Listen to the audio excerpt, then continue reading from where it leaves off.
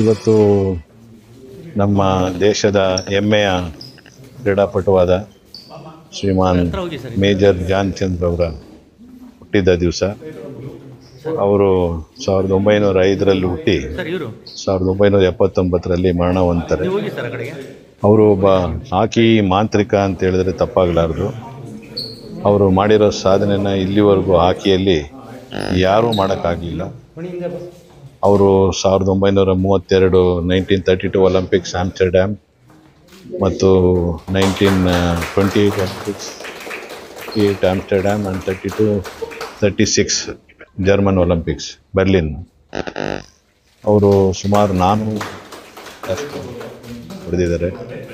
ಇವತ್ತು ಇಡೀ ನಮ್ಮ ದೇಶದಲ್ಲಿ ಹಾಕಿ ಅಂತಂದರೆ ಧ್ಯಾನ್ ಚಂದ್ ಅವರೇ ನಮ್ಮ ಎಲ್ಲ ಯುವ ಕ್ರೀಡಾಪಟುಗಳಿಗೆ ಒಂದು ಮಾರ್ಗದರ್ಶಕರು ಅಂತ ಹೇಳಿದ್ರೆ ತಪ್ಪಾಗೋದಿಲ್ಲ.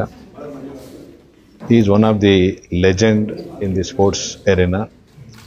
ಆ್ಯಂಡ್ 1956 ಅವ್ರಿಗೆ ಪದ್ಮಶ್ರೀ ಅವಾರ್ಡ್ ಕೊಡ್ತಾರೆ ಸರ್ಕಾರ.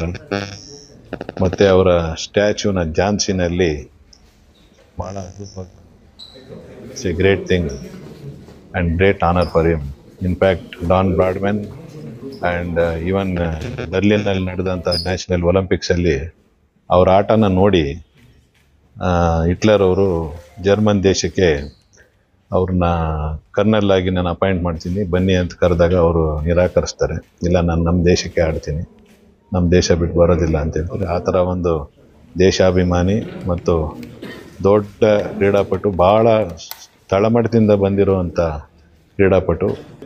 ಏನೂ ಇಲ್ಲದೆ ಅವರು ಬೇರ್ ಫುಟ್ಟಲ್ಲೂ ಆಡಿದ್ದಾರೆ ಹಾಕಿನ.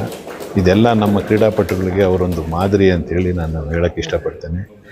ನಮ್ಮ ರಾಜ್ಯದಲ್ಲಿ ಮತ್ತು ನಮ್ಮ ದೇಶದಲ್ಲಿ ಅವ್ರನ್ನ ಒಂದು ಮಾಡೆಲ್ಲಾಗಿ ಇಟ್ಕೊಂಡು ನಮ್ಮೆಲ್ಲ ಯುವ ಕ್ರೀಡಾಪಟುಗಳು ಇವತ್ತು ಆ ಒಂದು ಫುಟ್ ಸ್ಟೆಪ್ಸ್ನ ಫಾಲೋ ಮಾಡಿ ರಾಷ್ಟ್ರ ಮಟ್ಟ, ಅಂತಾರಾಷ್ಟ್ರೀಯ ಮಟ್ಟದಲ್ಲಿ ನಮ್ಮ ದೇಶಕ್ಕೆ ಮತ್ತು ನಮ್ಮ ರಾಜ್ಯಕ್ಕೆ ಕೀರ್ತಿ ತರಬೇಕು ಅನ್ನೋದು ನನ್ನ ಆಸೆ.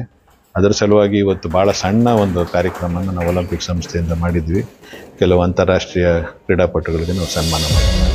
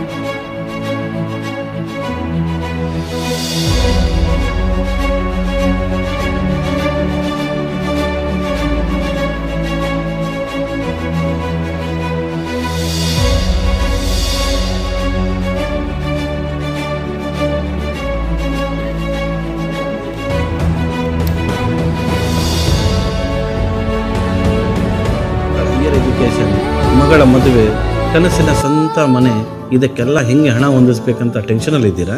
ಇರೋ ಚಿನ್ನನ ಅಡ ಬಿಟ್ರೆ ಬಡ್ಡಿ ಮೇಲೆ ಬಡ್ಡಿ ಕಟ್ಟಬೇಕು. ಮಾರಿಬಿಡೋಣ ಅಂದ್ರೆ ಅರ್ಧಕ್ಕರ್ಧ ಕೇಳ್ತಾರಂತ ಆತಂಕದಲ್ಲಿದ್ದೀರಾ? ಟೆನ್ಷನ್ ಬಿಡಿ, ನೀವು ಅಡವಿಟ್ಟ ಚಿನ್ನವನ್ನ ಬಿಡಿಸಿ ನಿಮ್ಮಲ್ಲಿರೋ ಹಳೆ ಚಿನ್ನವನ್ನ ಇಂದಿನ ಆನ್ಲೈನ್ ರೇಟಿಗೆ ಕೊಂಡುಕೊಂಡು ತಕ್ಷಣ ನಿಮಗೆ ಬಾಕಿ ಹಣ ಕೊಡ್ತೀವಿ. ಕೋಟ್ಯಾಂತರ ಜನರ ಆತ್ಮವಿಶ್ವಾಸ ಹಿಂದೂಸ್ತಾನ್ ಗೋಲ್ಡ್ ಕಂಪನಿ, ಇದು ನಮ್ಮೆಲ್ಲರ ಕಂಪನಿ.